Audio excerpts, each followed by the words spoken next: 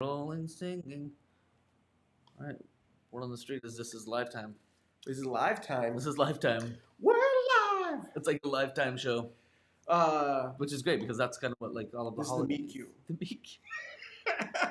All right, everybody, welcome. My name is Danny Rubio, one of the video residents here with the new video resident of Online Creator Studio, Drew Tyler. Hey everybody, it's so good to be here. I'm excited to work a lot with Danny again. Like we've done a lot of work Yes. together, Yeah. but to be a part of the channel and to kind of bring some of the things that I know and have experienced to the channel to help other creators, like this is a dream. This Yes. is super fun. I've been doing it in other places, but to combo our forces together, this is like some sort of like anime show should be made of just the two of us. Powered. I wish you have any one of those anime like. We should have pre-pro'd this. I could have been man. like, and roll it. We had one job. Next time this will evolve. Yeah. From the get-go, we just want to let you know that we will be doing live shows on a more regular basis on this channel, as well as producing more additional content for many of you. So if you're, you may be watching this back just to get a sense of what's happening. Today, we're going to answer a person's questions that was sent to Drew, one of the setups for like his training course that he's done. And they were asking questions about what gear they should get as like a yoga creator. Yeah. So I think if we use that and we talk about that, there'll be lots of information because we've both shot a lot of similar types of things, whether it's courses or that type of like content for all kinds of creators. We've consulted on it for a while, so this will be kind of fun to like share. But I was interested to note that her question were less about like cameras and like shooting things and more about hardware, the editing, computers, and having just bought a few new computers. Like this is something we can speak to right away. So I'm going to read to you part of the question here. So basically, from one of my editing classes, this instructor has been doing yoga fitness subscription service, but she's been recording a lot of things on ScreenFlow. ScreenFlow is a great way to get started, right? Yeah, it is. It's low budget. You can get started with anything. So then she took the leap and was like, I'm going to take Drew's masterclass and I'm going to like learn Final Cut, which is a good leap to take. Yes. I think that's a great time when you feel like your software is not doing it for you and you want to just get a little bit more. Final Cut still keeps it, I think, clean and easy. Yes. And gives you like that next step. So then the questions that she sent were basically like, she's like, I'm winging it, but here are 3 questions. Can you recommend, we'll start here, can you recommend an external hard drive for holding my files? Okay, right. I think the way we tackle this, let's tackle this with 3 budget points. Okay. Okay. High, middle, low, middle, high. Low, we're gonna say. Like on a hard drive level, like it's sub 100, I think, low. I agree. Right? Yeah, so sub 100, and then you got sub 200. Yeah. And then 250. Sub 250, and then you got I would say 350 plus. Okay, that's a fair breakdown, right? Yes. So okay. we'll give some options with those. Now, a couple questions. I'll let you go. So a couple questions that I have. So one thing to take into note is that, like Drew said, we've worked on lots of different productions, and we've worked on several we've also worked in a lot of in spots where we've come into a location and they had nothing, or we're setting up whatever. So my guess is if the first question I would ask is like, is this data management or is this just strictly storage? Because that is a key distinction in my opinion. Is this for working off of and storing, or is this just storing the video files after, because they don't want, like, it's like archiving. Right, just archiving, right? And I think probably it does, though it doesn't specify, it just said external hard drive for holding files. So holding, I'm going to say, is storage, not necessarily like working. As you know, like working Final Cut Pro as your editor and you're actually actively making files happen, the more you can keep on your internal drive for that particular project, the better. But what something Danny and I both do is if we're working on something and the files are internal for that project, as soon as we move to the next project, those files get moved over to an archive or an offsite hard drive, mainly because there's a faster connection, right, between the computer and the editor and stuff that's on its hard drive, especially if your MacBook or a MacBook Pro, even a Mac Air, is anything in the last, what, 2 to 3 years, 4 years. Like, Yeah. it's so fast. Yeah. Um, If anything, if you have anything for M1, you're like, even if you have a MacBook Air and you're doing some, like if you're using webcams, you might have compressed files, but like, you should get through it pretty good. pretty good. No real problems. If you were if so what yeah, if you need more space, let's say, and I've done this for a long time now, is going a lot of my editing happens on a MacBook Air, if you can believe that. I've done that quite a bit on a MacBook Air without making it cry too bad, but I'm attaching an external hard drive, and I've got several right up here in the corner, but I use like whatever I can find that's cheap at a Best Buy or anywhere off Amazon. This is like a My Western Digital style hard drive for this, again, for file storage, for holding something outside later, like a Western Digital, this So- Passport Ultra. Yep. So this is a 4 TB, and I think you can get hard drives now with like the for the past like for these bad boys. I mean, I think you can get almost for like $100. About 100. About 100 for like a At 2 least TB drive. terabyte. At least 2 TB. I've got a whole stack over here as well. It's like similar. Like this is like the tiny version of that, but this might be Yes. 2 TB, and then I've got a And I'll be honest here. yeah. We got several of these ultras. Look at this. See, the thing is, like, I'll be honest. For many years, I would cut off of these hard drives, and they were totally fine. They were great. Yep. I'd You work can edit off- straight from them. You can edit straight from them. However, I do think that like, if you have a newer Mac, like an M1 or whatever, like, I guess to answer the first one, if you're starting out, doing this with hard drives is great. You can purchase even like a 12 TB drive for like that's under 250 maybe, depending, or some of those like bigger drives, 4 TB or 8 TB. Yeah, yeah, real big. You have to plug them in, so they're not as portable. But if you're just doing storage, then I think those are good options. And then I guess on the high end, I think Best Buy sells them. They sell these. They're called the G-Raids or the G-Raids. They're now SanDisk Professional. I think is what Okay, they're like that makes sense. now. They made like a name change, but you can get them in a 6, a 12, and I think maybe and I a feel little like bigger. I have one. at that size, That's like that's a lot of footage. Well, yeah, but I mean, like, if you're somebody that you just want to store it, like, if that's all it is for backup storage because you want to keep it archived, and you just want to clean up an old drive, like that, you could make a purchase for $400, right? And you let that be your archive drive for a long A time. long time. You could fit like even if you did a half-hour daily show, Yes. you would still take a year plus before you fill something like that up because it's Yeah, so much especially- space. I mean, especially if you're just doing like webcam, it's like not huge file size. I'm running like as you get bigger, different productions and try to do stuff, you can run into that issue. Yeah. Like, and we did one recently where we ran, was it 20 plus cameras, 25, 26 cameras on one shoot, 3 hours, 4 hours of footage of each one. Like that's just a lot to work with for the edit, but we still, I think I ran most of that off of a 4 TB drive. But I was thinking, Danny, and this is kind of funny, but I was just thinking, when I first got into broadcast TV, I created a TV show, and one of my favorite, okay, this is sarcastic, not my favorite thing to do was we had a room in the office that was all of our tape archive because we shot on many DV tapes. Yes. And you'd walk into that room, and though it was not really written down anywhere, the tapes were at least numbered in some sort of order. Yes. But it was wall to wall, ceiling, top, and there were hundreds and hundreds of these mini DV tapes, and Yeah. you just had to know what was shot on what. And I can just imagine now, if it was all digital, you could walk into a hard drive, like, or even on the network, Yeah, no, without just leaving type your it seat, in. just type it in, and be like, I need this. Yeah, that's if you have a good DIT. If you got someone who's doing all, Yeah, the, right, all, yeah, the, all yeah. like the naming, because I know what that looks like. Because I worked in news for 2 years, and I remember going. They pulled an old project for some special. Right, you have to go way back in the And tape. so they're doing something. I go, I'm like, what you doing, Josh? And the guy's like, oh no, dude, you gotta check this out. See, we walk back there. I mean, it's like a storage. It's got like the mini DVs. They have like all the whole setup. So it's 100%. But people have been dealing with this for years now. Yep. Now News is so antiquated. Like, they're so yeah. I mean, they'll keep everything. and I mean, I'm surprised at the for- things we pulled out of there. I Right? mean, it's for like, well, this is a follow up or whatever it Yep. might be. I It's don't know. important. I don't know how many other. I mean, it's probably good to archive, especially if that price point is $100 or $200 to be like, hey, here's a year's worth of footage on a 4 TB drive that I may or may not ever need again. For your own channel, for your own content, fitness or otherwise, like It's fine. It'll work as much as you can on your hard drive, and then slide it over to one of those 4 terabyte drives, and that just is what you like.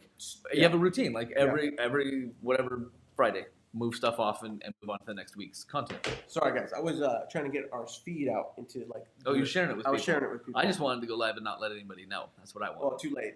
All right. So what I think is the answer that we've come up with is a small passport for Western Digital is great Get for like started. get started for archiving. Throw stuff on there. It's mobile. It's one little cable that comes out of here into your computer. You got to be careful. Like, they're sensitive. Like if you're editing with this and it's connected to your computer, you've got like this huge dongle thing hanging off the computer. I edit with my laptop all over the place. I edit on my bed. I edit in the kitchen table. I have kids. I am always like going like don't do There's that. oh Right? you know Like, don't move that. But there's a great little pouch that you can Yeah. that people get that you can add it, or even like Velcro. I've seen people stick with it to your the front of the laptop just so Yep. that you can mount it on your laptop. and then you don't have to lid. worry so much about it like dangling Yeah, yeah. or breaking. Now I will Just say think about this: if you are rocking any of the new MacBooks or even some of the new PCs, instead of doing dongle, go buy yourself a I don't know if it's going to focus. There you go. So it's It's like a USB whatever 3.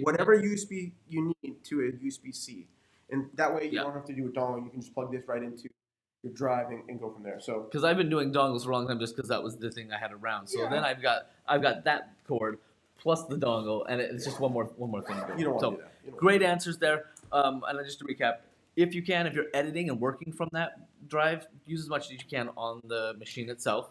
If not, just throw things Okay. onto a little drive to the side. If you have a little bit more of a budget, and if I love these. these the next upgrade, if you want This a is little if bit you're working from it. if you're working from it and you want a little bit better performance, you can go with an SSD drive. These are a little bit more expensive. What about so this is 250 for a I think so. Because 500 or I something? think so. So it's about 250 depending on the brand. Because each SSD will have different speeds, right? So like this is a 4 terabyte. I think this one cost me $400, like $100 per for gig. about a for a terabyte, yeah. Yeah. That makes sense. But what you're getting from that is you're getting faster transfer speeds from an SD card to the drive. You're getting better performance from your editor to like writing and doing the work that you need to do there. And it's not that you can't do that on a hard drive, but if you're on an older computer, it's going to help you just a little bit longer, right? And make that experience a little bit more pleasant because it's not having to wait to write to something. But and that's where it is beneficial to think about some of those things. But most people, if you're editing, you don't need this SD drive. I know there are now NVMEs, but we're not going to get into that today. We'll save that for like another video or something else. Should we go on to the second question then? Yes. Okay. So the second question that was in here was less like the drive, and I think we covered that pretty thoroughly. Yeah. It's like there's a lot of options there. A lot of options there. Question now is this: can you recommend a user-friendly camera that will level up the quality of my yoga videos and live streams? So user-friendly camera, because I think both of us have played with some pretty heavy cameras and we love them, Yes. and when we like budget-wise, we're like, ooh, like that's a fun thing to spend money on. Yeah. What would you say would be user-friendly camera for just leveling things up and not knowing what they're starting with, but let's just start at the bottom again. Okay. Low, middle, high. What kind of user-friendly camera do you think will get it done? So there's a couple. So I would probably go with a point and shoot. So we have a couple categories. We have, I think we could do like upper class webcam type cameras. Okay. We have point and shoots, and then we have like the advanced point and shoot. I think is where what I would go with. Okay. So let's take the first category first with the thing. And on this one, I'm thinking you got to think of especially if I'm thinking of I've interacted with quite a few fitness people who have these sort of like membership sites or whatever. Mm-hmm. And I'm gonna tell you, this is a free consultation, guys. Like we're giving you some good stuff here right now. YouTube. I mean, if you're a fitness person and you're not like trying to see what other people are doing, then you're missing out on an opportunity. And I think there's some people who are doing these like workouts that are like longer, and they do like 30-minute workouts, achieve 5,000 steps, or you put a goal, what the goal is for a person. Like, so if they have a watch, they're like, oh, I want to hit 30 minutes, or I want to hit X number of steps, or whatever you do, they could like type and they'll be able to follow along with you. Okay. So, but with those situations, like technology has gotten so good that like what they've done and software has gotten even, it helped make things even better. That a thing like the Logitech Mevo cameras is a called. The Mevo Yeah, Start. so the Mevos, so they have a. If you purchase a kit, you can buy. I think it's like $300. No, $1,000 that we looked at For a 3-pack or for a few 3-pack. But I for a think if you 3-pack? but if you do, you can get one, and you could just have that be your main camera, and it's compact. So I mean, it's like it's probably like as tall as like your iPhone, And but it's, maybe about like yeah, that it's a little bit thicker. So, and the reason why this is beneficial is because one, it's a smaller footprint. It's a pretty plug and play, I would Oh, imagine. it'll record to a card. It'll stream out to a phone and record. It'll go to an SD. Like it's so versatile. Yeah. So I mean, this even beneficial for like cooking people. Like this is a great little kit because it's like you don't have to do any lenses. You don't have to do a lot of times they're pretty wide. So and the software allows you to like go in and crop out. And so like it'll auto crop. It'll auto follow. yeah, it's kind of like if you it's know, having a director in the camera, yeah. right? That's if you do the 3-camera setup, right? Even with the 1 camera, though, it will. Oh, that's right. It'll still follow fate, right? So you can do multiple scenes. So if you set up with a wider shot with a single camera, you can still say like, "Here's my wide shot. I'm here doing a full like pose or whatever I'm doing, and here's my face shot." And it will follow. I actually used the OG the version 1 on my news setup when I was working in news. We got a package from our like corporate, and we did a couple shows, and it's like you can set up the 1 camera. It is pretty great. Now they have 4K sensors. Yeah. And that makes that helps to add to make it just a little bit crispier. But then you were saying like 3 cameras, you could add angles to it, not just like crop zones, right. but add angles. But and great choice. And Finis actually lends itself to having multiple angles because maybe you do want one that's more of like when you're standing up, maybe you want one that's a little bit lower or whatever it might be. Because especially if you're doing like a live stream, right? Like you could have, I mean, it's pretty. They're so simple that you could easily have someone come in and do whatever do something. They could switch for you. They could switch for you if you like had on just an iPad. Yeah, run off an iPad or another phone. But you could also run a single camera and just tell it to follow you. Correct. And have that. So that's a great answer. I think again, $300 markish for the Mevo Start. Great choice. I'd say like bottom line or bottom side. You were mentioning just nicer cameras. Like this is my favorite. Well, so you have like cheaper. Well, the other webcam style is I think who is it? Is it DJI or some? I can't remember the name. I'll have to look it up. But there's we'll put it in the show notes in the description. But there's another one that has it's like a mini PZ camera. Oh. Is that it, follows you? Yeah, is it the one? Is it Insta1-3? I'll let you look it up. Yeah, but you talk about point and shoots. So we call this the point and shoot. Is that what you got? No, right I was now? gonna actual. Oh, actual point and shoot. No, like this is one I can't even pull it out here. But it's a Logitech C920, and it's just this basic single camera that just has a really good look. Right, it's better than a FaceTime. It's gonna come on your laptops. It's only about $60 to $70 on an eBay. So this Logitech C920 is just a great and easy choice for getting good shots with the camera. The point and shoots, which one are you thinking for the point and shoots? So there's 2 options. You have the ZV-1, which is the Sony's version, and then the Canon has always had some of the best, which is the Canon PowerShot. Take the PowerShot series. Yeah, I believe, or actually the Canon G7X. I think they still have. That's one of the models they still have. These are fixed camera lenses, so there's no interchangeable stuff. You have it's a smaller sensor, but they're small and compact. Now they have features where, and I think Nikon actually has one too.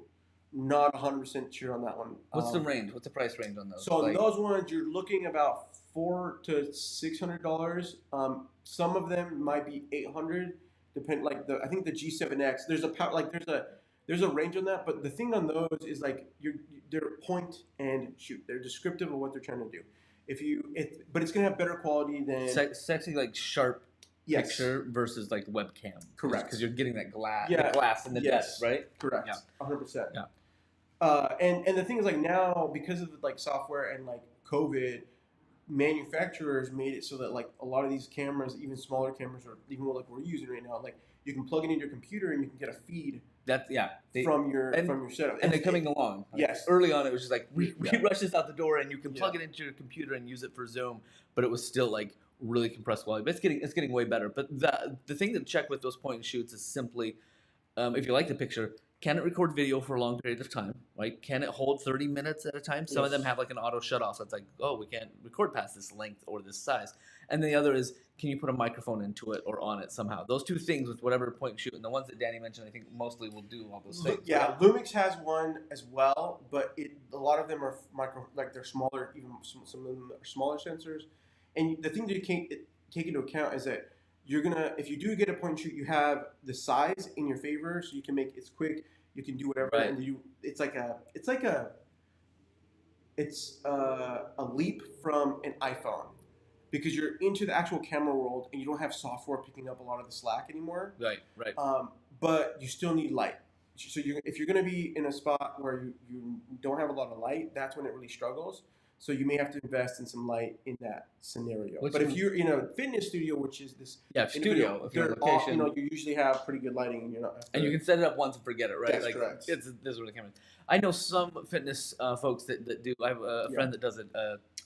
Just a set of reels for fun. It's not even her day job. In fact, her day job got mad at her for doing it because they're like, "We own your brand. We own your picture." Yeah. But she'll just do stuff on her phone out in location. So she'll be in the Red Rocks of Utah or in the mountains of Hollywood. She'll do stuff that's exercises, walking around and stuff. And then it is about like mobility. Yes. But if you're in a studio and you can do one of these point and shoots, lock it off onto a tripod, and record or wire it up somewhere, like that's easy. Great answers for those options. I honestly love the Mevo Start as like a next level after a phone because you get so much value out of like being able to get better looking picture, but so much flexibility in going live. You can have your phone or iPad to the side and go live, which I love live. I love live, and part of the question was, how do we get good video for the stuff subscription service and also go live? And a Mevo Start would do it because you could record it or you could send it. Okay, so this is the webcam that I was talking about. Coming back to the one that was Tracker. Okay, so Insta360, which they make 360 cameras, and so they use like technology to help make it even cooler. They came out with called the Insta360 Link webcam. I remember I didn't watch a ton of videos on this one, but I remember thinking that's pretty sweet. It's got a little gimbal. It looks like a robot head, right? I mean, I can see that. There it goes. So it's got the robot head, but apparently it acts a little bit more like a stage manager, I think, on like the iPhone and iPad, where like it like crops in a little bit and it'll move with you just like Mevo, but instead of doing cropping, it's actually just moving the camera. So that's pretty cool. And I mean, it's $299. That's a pretty good price point for like what this does. And same thing, you put that on a small tripod in side of a room or really close, and then like just the freedom it gives you to stay in frame because you know that wherever you go, it's going to come with you. Yeah, and I honestly think artists, like people who do art stuff, this could be a really awesome, like little interesting camera for them. I like that. Because like, you can have it. There's gesture control, and I don't know. There's AI, cool computer stuff, and that's where it kind of comes in.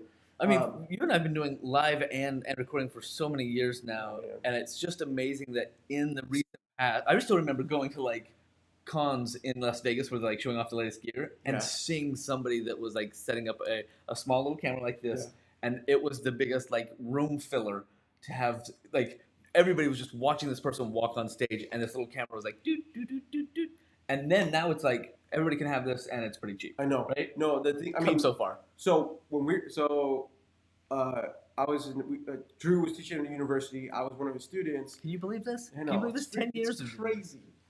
10 years ago. So 10 years ago, we put together this thing called it was like a live studio production setup.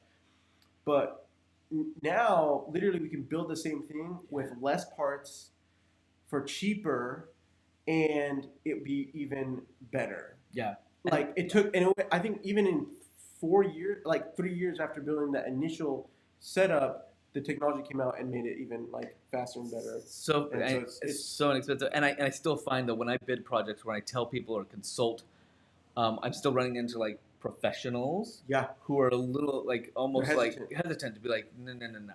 But I've done so much content with it, and I've trained so many creators to use it that it's just like why would you go anywhere else? Like this is it. Yeah. You can walk around with a backpack, Yep. and the studio's there ready to go with you, right? Or you can put in like a very small footprint into a small office, and the studio's there ready to go. Yep. So should we wrap up with the last question? You feel good about that one? You feel good about it? We did cameras. Well, I right? guess the only other one is the ZV-10, and then the Nikon Z50. So Okay. they're like the step up of a point and shoot because they have interchangeable lenses. Got it. But they're so that means you get into the world of changing lenses, having different types of lenses, like a one that might be a little wider to like mid, and then Which for like, fitness would be like, I'm going to do a class and there's 6 of us here Or- versus it's me. right, or even like if you're gonna start doing, you want to make TikToks or like vertical pieces of content, but you want something a little bit sharper than just your phone, like which is what Instagram. I think a lot of people on Instagram are doing. Yeah. So that's like the final step that I would recommend, and I think really what it comes down to, to preface all of this, Which is It's- a post-fist because we're now after it. yeah, whatever. The post fix is you. It does not matter which of these you do. The decision for you to make what you're going to do is what do you want, and what is your price point. It's that easy. That's easy. Once you have those two things, half of them get eliminated, and then the other then comes down to what your preference is. And don't get hung up on it because honestly, in a lot of this, I see a lot of creators that won't pull the trigger on something because they're just not sure, or they're not sure if it's future proof, or they're not sure if it's gonna like do everything they want. And I feel like just exactly what you're saying, pulling the trigger and doing the thing, like nothing is so final that you can't just undo it. Like so many places now, you could order a camera, run it for 2 weeks, and be like, I'm done, and then I'm send done. it back. Send it back. Go get Just- the next one. Just don't be like me. Like I'm a big. Shut up. I don't like keeping boxes, and so I'll commit. But then I'm like, oh crap, and I need those boxes to return it, so then I have to sell it to the party. So that like, if you're unsure, just keep the boxes until you're finalized, and then get rid of it. But just make the decision to make stuff. And I think Yes. budget, like right, I'm willing to spend this much. Yes. Here are the features that And I I think guess- would be nice. maybe the last thing would be like, what type of camera do you want to do? Because if you want to be fast, if you want to get something out for social or whatever, get your, you don't want something to make, you don't want anything to hinder you from making that content. And if you, Right. sometimes that might just mean that maybe you just need to stick with your phone. Right. Right. Okay. Okay. Last question. Here we go. No questions on the speed, right? No, I was going to check, but I didn't see anything on my side. I don't know if you want to check your channel because we're on both. Last question. I have a Mac Pro from 2020, but I think it's time to get a more powerful one. So the Is Mac it- Pro is probably not because those are Mac Pro, powerful. Yes. But it's probably a MacBook Pro. Yeah, because I mean the Mac Pro, I mean the That's base the model cheese was like grater, right? yeah, That's $7,000. $7,000. Like Yeah. you could cut a feature film and not even blink on that one. But this was So I have a Mac Pro to 2020. I think it's time to get a more powerful one. Which one would be the best? And I also live stream from it. So I think what are they like power washing out there? Like hopefully you can't hear that. It's like No, a full you can on hear like it. there's You a full can on hear it. stream Let's going on. Let's just let's- address it. Let's just Can you let's hear just- that? Let's just be serious. If you're not doing this, and you don't have someone doing construction outside, you're not doing it right. Right? Right? How many times you're watching a YouTube video? I'm sorry about the construction. Wait, what was the show that came out? Free Guy, and he's like, "Mom, I said do not." you see that? What is it? Yeah. Yeah. So the answer here is this: no matter what your computer is, if you feel like it's struggling or if it's having issues holding power or like beach balling when you're doing edits and or lives, then yeah, it's probably time to upgrade. Like, what are the symptoms that are Yeah. making you think maybe it's time to go to the next Yeah. thing? You look at those symptoms and those pain points because it honestly. A MacBook Pro, even from 2020, should still be able to handle itself. If you're on an M1, And 2020 would have been probably right before M1s, right? if you're on an M1, it could be that they just don't. You got the base model, and was 8 gigs, and 8 gigs of RAM for these machines wasn't quite enough what you needed. You need that 16 gigs. But again, what's the Um, symptom though? What is somebody going to notice if that's Yes. what they're dealing with? And I think, and so like that really comes down to, if you're on an Intel, I would say just jump to an M. At this point, you can get an M, like especially if, like if you're streaming or doing something with your laptop, is it really the laptop, or if you're in a stationary place, the Mac Minis are a great deal. Yes. And they're going to be powerful. They're a great price point, and they'll do everything you need. You do have to get all the extra peripherals, but like you can get them at a pretty good price point. If you can and have it grow into you. Like an extra $200, $250, you've got maybe a monitor and a keyboard and a mouse. Like you to get beginning. But so I'll just add to that. Like when you feel the pinch, and I always talk about this. When you feel the pinch with your machine, it's when I'm cutting, it's when it's beach balling a lot, or it's not like drawing my audio waveforms as quickly as I want, or I'm like zooming in and out trying to get the edit, and I have to wait. Anytime that you're waiting for the machine to catch up to you, and not exporting. No. Exporting is going to always be like a thing that's like Yes. it's going to happen. But when you're feeling that like, oh, this thing took me an hour and a half and it should have only taken me like half that time. Yes. That's when you like, and I agree with you saying if it's an Intel, and all you have to do is go up to the Apple, click on it, and say about this Mac. If it's an Intel processor, I agree.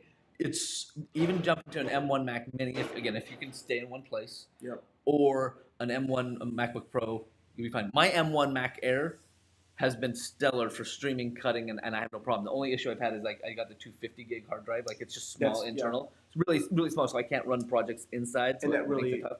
If I had a 500, I could have run this for another 6 months to a year. I have a friend. But the power is there with the M1s. Yes, I have a friend who cuts on a MacBook Air as well because he wanted something, but he wanted something compact because he's always traveling. So quick and easy. He does content for like barber type content, and beauty stuff, like where he's trying to. He's an international underwear model. I don't know if you know this guy. Yeah. He was also one of our students, and we always gave him grief about being. But he's amazing. His content is so good. He's pushing a lot of content out there, and he's always got all of his like every app is always still open, and like it's just like a hot mess. It gives me anxiety when I look at his stuff, but it's still it works. It holds it super well. Yep. And so if you have enough space, and I think this is where like if you're creating content, I think really what it comes down to is.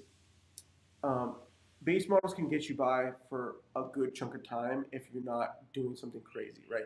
If you are feeling a pinch, if you feel like what you were doing and if you purchased a new camera or let's say you got something else and you're trying to do something and you do feel like it's lagging or it's causing some issue, that's when you need to take a second. It's like, well, what am I doing? Am I shooting in a frame or in something that is like the computer doesn't like it?